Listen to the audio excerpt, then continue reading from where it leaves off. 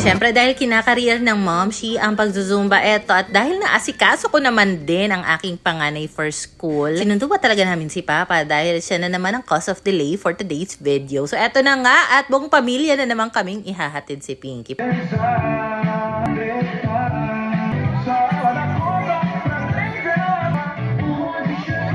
So, dumayo nga pala kami ng Zumba malapit sa center dahil merong kailangan ipa-check up si Papa. And eto usually ang ganap ni Kowa tuwing sinasama ko siya sa Zumba. Hindi talaga siya madalas nakikisayaw. More on pag-alagala lang siya o kaya naman nagmumukmuk na kapag gusto nang may ipabili sa tindahan at hindi na ibili. Buti na lang din andyan si Papa at siya nga yung tumitingin-tingin kay Kowa habang ako dito ay nagpapapawis. Kaya rin pala ako nag-Zumba dahil gusto ko talaga, ang main goal ko magpapawis, mas maging active nga yung katawan ko unlike before na konting kibot, konting lakad, hinihingal na, pagod na, at saka marami kasing days before na lagi lang ako nakahiga sa bahay, pa edit-edit, tapos parang ang bigat ng katawan ko talaga. Tapos ang dami ko rin gustong gawing clean with me videos, but since laging ang rason ko parang naila ako sa mood, ayaw ng katawan kong gumalaw, so hindi tuloy ako na-motivate gumawa ng mga ganong videos wherein before na-enjoy ko naman siya. So sabi ko, how about mag-start ako magpapawis, gawin ko siyang routine, and kapag naka-recover na nga yung katawan ko, naka-adjust na yung katawan ko,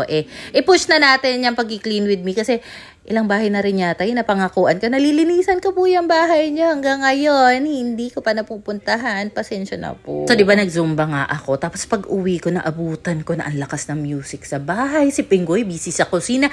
Ang linis sa sala hanggang kusina. Kasi umalis kami kanina. Ang kalat talaga. Ang dami nakapatong sa lamesa ng mga bata, lamesa namin.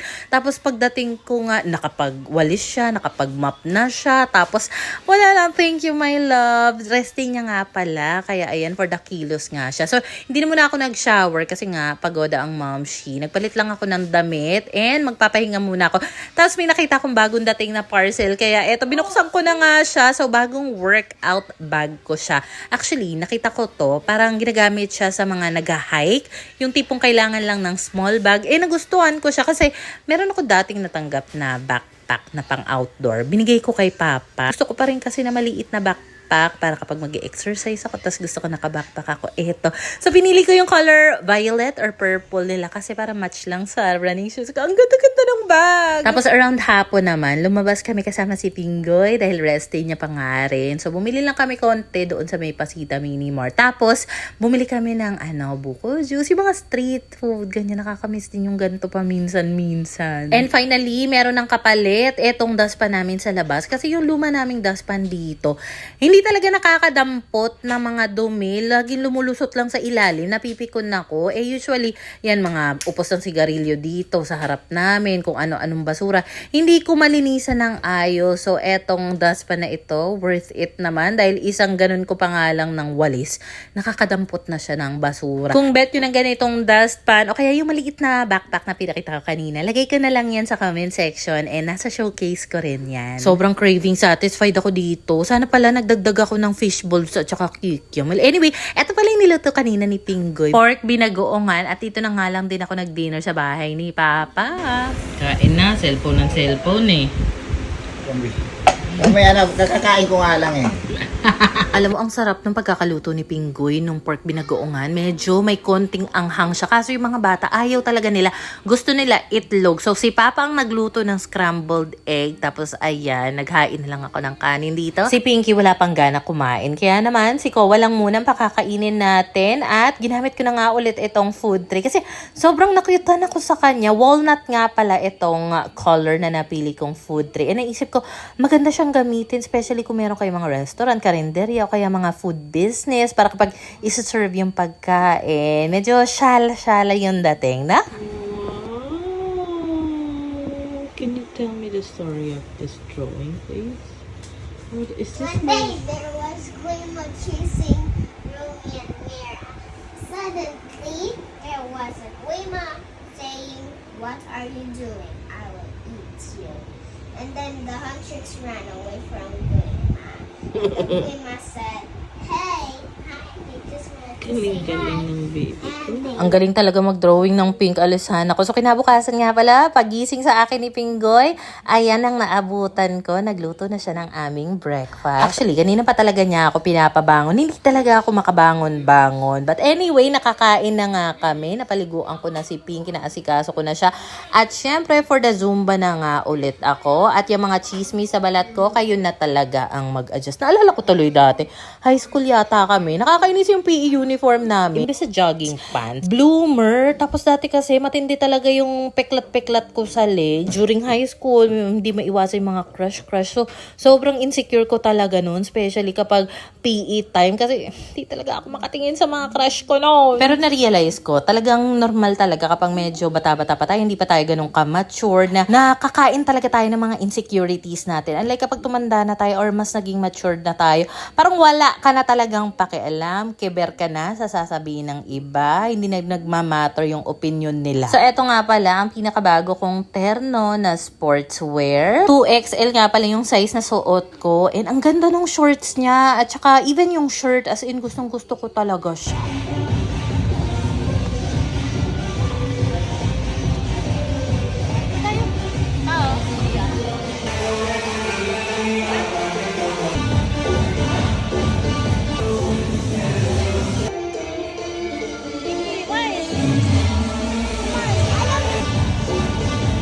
Alam mo ba, before, naisip ko rin naman, pwede naman ako mag-zumba sa bahay, tapos manood na lang ako sa YT ng mga videos. Kaso, iba talaga yung saya, yung feeling, yung energy na nabibigay kapag meron ka mga kasabay na nag-zumba talaga. Alam mo yon, ang saya. Kasama na rin pala namin si Pinky mag-zumba today dahil wala silang pasok sa school. At syempre, si Kowa, all the time, like, lagi talaga yung may ganyang eksena, pakarga. Meron din pala kaming quick meeting para sa upcoming Christmas party ng aking mga Zumba mates. Diba? Feeling close na talaga yung momshi na yan at sasali pa talaga ng Christmas party. After pala ng Zumba, meron kami pinuntahan ni Papa kasi meron siyang jacket na kailangan niyang ipatahi kasi nagtatastasa na. Paboritong jacket niya yun kapag nagmumotor. Ang ending, sarado pa daw. Tinanong nga namin yung tindahan katabi noon kung anong oras nagbubukas. Wala daw exact time kasi kung anong oras lang daw yun nagbubukas. So, babalik na lang siguro kami next time. At pag-uwi nga, ito ang naabutan ko sa kusina. Busy na naman po ang ating Pinggoy sa pagluluto ng fried chicken. May extra off si Pinggoy today dahil holiday sa ibang bansa, so wala siyang pasok at doon nga sila nagpunta sa kabila. At saka, meron nag-comment, bakit hindi na po kayo pumupunta sa kabilang bahay? Uy, wala kaming issue. Nagpupunta ako doon, hindi ko lang binivideo kasi every time nakikita nyo ngayong kabilang bahay, lagi na lang may side comment, ganyan-ganyan. Pero don't worry, kapag nakaluwag-luwag tayo ng time, maglilinis po ulit ako doon, ha? Pero okay na okay kami ng family ni Pinggoy. In fact, nung kailan ba yun? Dito nag-overnight sa amin sina Ate Ken, okay? At saka ang babait nila, hindi kami magkaka-issue. So saan na naman po gagala ang momshi na yan? Pupunta po ako ng SM Makati. Kikitain ka doon ang aking college best friend na si Tiffany. So, ayan nga, very casual lang ang atake natin dahil feeling ko bonggang lakaran. So, nag-rubber shoes lang ako. Itong flare denim pants that I got online. Sobrang comfy nito. Ano siya, yung pagka-denim niya is hindi matigas. So, may pagka-stretchy siya.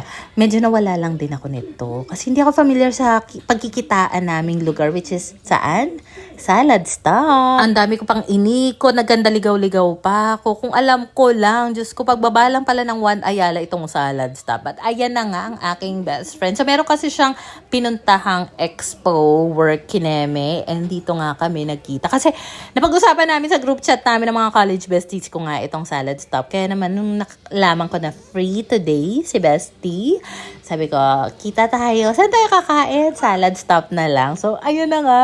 This time, meron akong piniling ibang flavor naman ng salad wrap, which is Cobb. Kasi yun yung isa sa mga nire-recommend sa akin. And, para naman kay Bestie, salad bowl yung lagi niyang ino-order dito. So, anyway, eto na nga. Alam mo, nakalimutan ko nga na whole wheat ang piliin. Tikman mo, Bestie. Alam mo, sobrang nito. Sobrang bigat sa tiyan.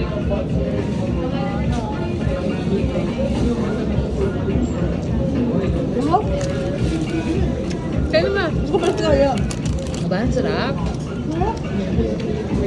Lalo na yung howdy nila. Sarap din. Sarap. Kain ka lang. Kasi ito pa lang. Kalahati pa lang. Mabubusog ka na. Ano mo to? Masarap din yung natikmang kong salad na in-order ni Bestie. Hindi ko lang talaga siya ganun kabit. Pero eto talaga, ang sarap niya. Pero kung papipiliin ako between Cobb and Howdy, doon ako sa Howdy. Kasi meron siyang anghang or meron siyang spiciness na hahanap-hanapin mo, parang ganun. Alam mo ba, 19 years na kaming mag-best friend nito ni Tiffany. And even up to now, hindi pa rin kami nauubusan ng pagkakakwentuhan. And alam mo na realize ko, dahil siguro mga 2 dekada na kami magkaibigan. As in, siya talaga yung something na makakwentuhan mo ng kahit na ano, na hindi ka na talaga mahihiya. At saka siya rin talaga yung isa sa pinakamabait kong kaibigan. As in, sobrang bait niya. Wala akong makitang kasamaan sa ugali niya. Or sa akin lang siya mabait. Sobrang bait niya talaga. Tapos dito nga pala kami napadpad sa Fully Book. Napalayo pa kami dahil hindi namin alam kung saan nga ito. Eh di, ang dami namin pinagtanungan. For the lakad kami makarating lang dito dahil mahilig siya magbasa ng libro. Kabaligtaran ko naman. And even though marami kaming differences, meron din naman kami mga similarities. And somehow, nagkiklik pa rin naman kami. Around 8 or 9 p.m. na rin yata to. Ang balak niya talaga is sa may yaw-yaw. Treat niya daw ako at dahil lakad na kami ng lakad, wala pa rin kami makitang yaw-yaw. Sabi niya, dito na lang tayo, bestie. Hindi ko maalalang umorder na ako dito before. Pero grabe, ang sarap. Ang sarap ng in-order niya sa akin. Bestseller siya nakalagay doon sa menu. And sobrang thank you, bestie. At natikman ko to. Alam mo, habang ine-edit ko nga to, nagkikrave ako sa kanya. Ayoko ng ganitong feeling. Yung meron akong hinahanap-hanap na pagkain. Kasi hindi ko siya tatantaran. Charot, akala mo naman talaga.